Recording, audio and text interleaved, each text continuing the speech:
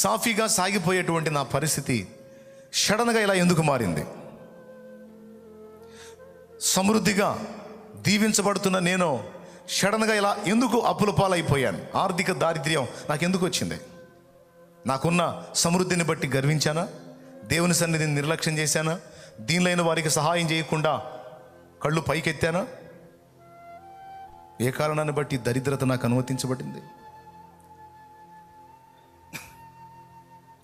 అని ప్రశ్నించుకోవాలి. దీనిలైన వారిని ఎక్కడన్నా తిరస్కరించానేమో,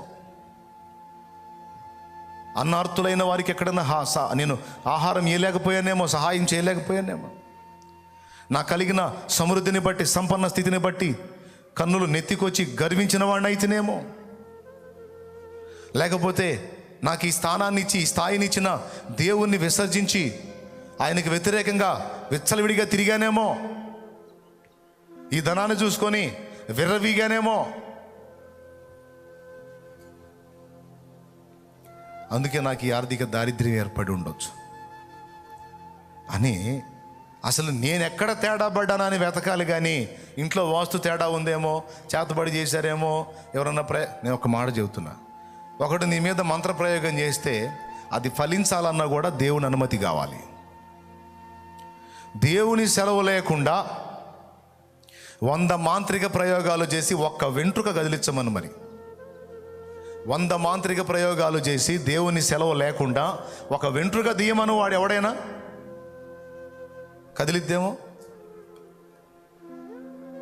అన్నా. లేదన్నా, మా మీద మంత్రప్రయోగాలు చేశారన్నా, మా మీద అలా చేశారు ఇలా చేశారు. నీ మీద మంత్రప్రయోగం చేస్తే ఆ మంత్రప్రయోగం ఫలించడానికి దేవుడు సెలవిచ్చాడు. ఎందుకు సెలవిచ్చాడు? ఎక్కడో తప్పు నీ వల్ల జరుగుతుంది. కాబట్టి మొదట దాన్ని గుర్తించరు. మంత్రప్రయోగం చేశారు, వాస్తు తేడా ఉంది, ఏంది అశుభ వేళ వచ్చింది, అట్లా జరిగి అన్యులు చెప్పినవన్నీ చెప్పుకొని తిరుగుతున్నారు. అది కాదు. మొదట ఆలోచించాల్సింది ఏంటంటే, నేను ఎక్కడ తేడా పడ్డానో, ఏ పాపమును బట్టి నాకు ఈ గతి సంభవించింది, ఏ పాపమును బట్టి నాకు ఈ దుర్గతి ప్రాప్తించింది అనేది మనం ఖచ్చితంగా వేసుకోవాలి ప్రశ్న. రోగాన్ని బట్టి ఎందుకు వచ్చింది ఈ బలహీనత? వాక్యంలో చెప్తానే ఉన్నాడు, పిచ్చి పిచ్చి పనులు చేసి లెక్క లేకుండా వెచ్చలవిడిగా బతికి, వెచ్చలవిడిగా తిరిగి,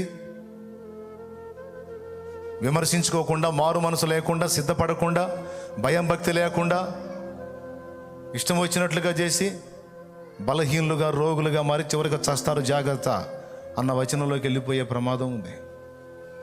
కనుక విమర్శించుకోవాలి. నేను తేడా పడ్డ తేడాకి శిక్షగా నాకు ఇది వచ్చింది. మరి తేడా పడ్డందుకు శిక్షగా వస్తే మరి అది పోవాలంటే పోయిద్ది. మారు మనసు పొంది మరలా దేవుని వైపు తిరిగితే పోయిద్ది. ఆ బలహీనతను అనుమతించిన దేవుడే దాన్ని అడ్రస్ కూడా లేకుండా చేయగలుగుతాడు.